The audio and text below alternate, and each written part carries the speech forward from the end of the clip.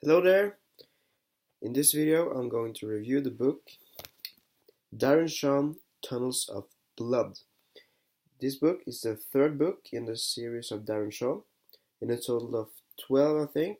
And the first one is called Cirque the Freak, and the second one is called The Vampire's Assistant. So let's get to it. I'm going to start with telling you a little bit why I chose this book. I went to the library a couple of weeks ago, having to find a book. The librarian showed me a couple of books, but none of them was too interesting. So I went over to the fiction part, and I found a couple of books, and I read the blurb on the back. And then I found this book, Tunnels of Blood. I'm going to read what it says on the back. The hunt for the killer is on, and Darren's loyalties are tested to the limits as he fears the worst.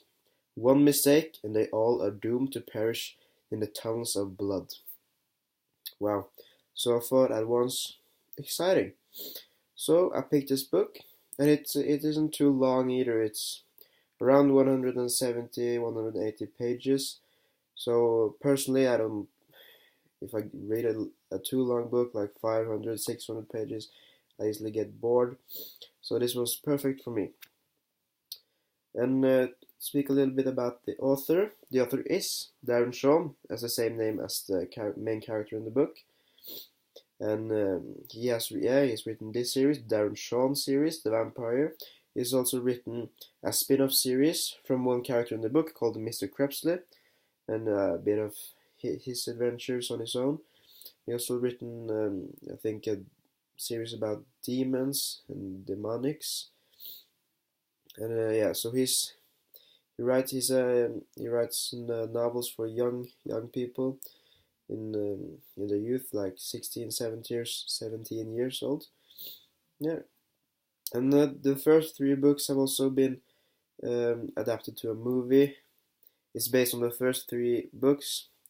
I haven't seen it, but it's not gotten so good reviews, so I'm not going to talk about the movie at all in this review.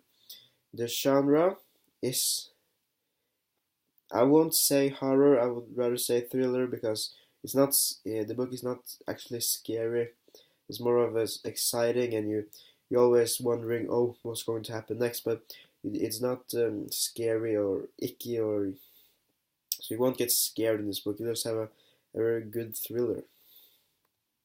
I'm going to talk. We can speak a little about the plot. Tunnels of Blood is about the half vampire called Darren Shan. He travels with a circus called Cirque the Freak. And yeah, as it says in the name, it's a circus without freaks. It's got people with psychic abilities, and half human, half animals, and a lot of freaky creatures. And Darren is a vampire, is the assistant of a vampire called Mr. Krebsley. And one day, another vampire comes to Mr. Krebsley and says, I have a mission for you. So Darren, Mr. Krebsley, and Darren's best friend called Evra, he's a snake boy. He got green skin, shells, and a long tongue. They go on this mission, and they travel to a city. Darren and Evra doesn't know anything about the mission because Mr. Krebsley can't say anything. It's top secret.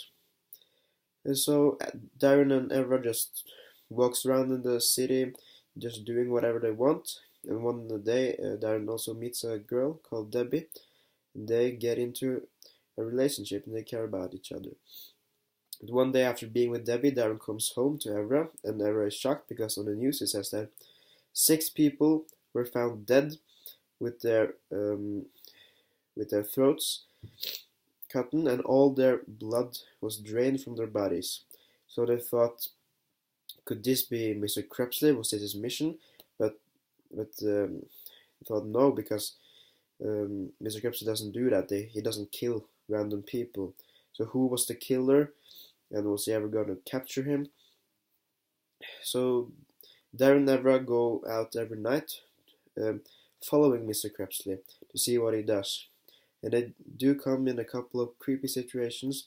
I'm not going to spoil everything, but there is a villain, and that villain is rather scary, I would say. It's not a nice guy. And my first impression after reading a couple of chapters was, nah, it wasn't bad, but it wasn't great either. It was the first couple of chapters maybe a bit boring because you just get general information about the circus and Darren and his friends and his working buddies. But one thing I have to say is I do believe that you should read the first two books if you're going to read this one. You will understand this, the characters and the setting and all the vampire stuff, but still there's a lot of things that you might want to read. You might want to know a bit more about before going on straight on the third book. And that the setting is in a big city. It could have been easily Oslo. There's and it's Christmas time, so it seems like actually like a very cozy city. It does not have creepy vampire places and caves and a lot of yeah, what should I say, nasty things in the city. It's just a quite normal city. And obviously the main character in this book is Darren. I do not believe he's such a dynamic character because he doesn't change. I do believe he changes more in the first two books because then he goes from being a regular human to being a vampire. And also his buddy Evra. He's also a static character. He works kind of like the sidekick of Darren. He doesn't change at all. Um, one character that do change is Mr. Krebsley, um, because sort of his relationship with Darren changed because throughout the book he learns to trust Darren more and sees Darren more like a what should I say, a close companion and a trustworthy partner is instead of just a young sidekick that doesn't know so much about anything. And if I'm going to talk about themes, I think themes in the book are hard to talk about because there are no obvious themes. But I would say one of is adapting to new things. Darren is still adapting to new things. There's many things that he shouldn't do as a vampire, and it's hard because he was a human. It's still normal for things to do him, and he also get involved with a this girl called Debbie, and he knows that he shouldn't get involved with humans because it's not right. They can't be together actually, but it's still difficult. And if you see this in real life, you can maybe relate to religion because there are certain things you can't do in religion either, and it's at least if you're new to a religion, you have to adapt to new situations and new things. So it can be hard.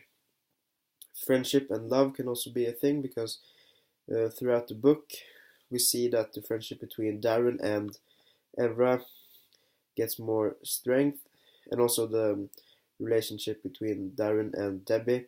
They turn out to care a lot for each other, and they get very sad when things happen to them. Not to spoil too much, but the ending is quite sad. So you should really read the book. And if you talk about the language in the book, it's straightforward, not advanced, easy language. Story is told in first-person narrative, with Darren as the I person. He's the main character, so it's natural that he's the I person. Yeah, that was actually it. At the end I'm going to rank the book from a scale to 1 to 10, where 1 is totally awful and 10 is the greatest thing ever made. I would give it a 7 because it's really exciting book. It really draws the readers in, and you can't put it down when you started reading it. You won't stop because it's exciting and there's things happening all the time. And that was one thing I particularly liked with the book. That is, it's situations and happenings all the time, so you won't get bored while reading it. Yeah, thank you.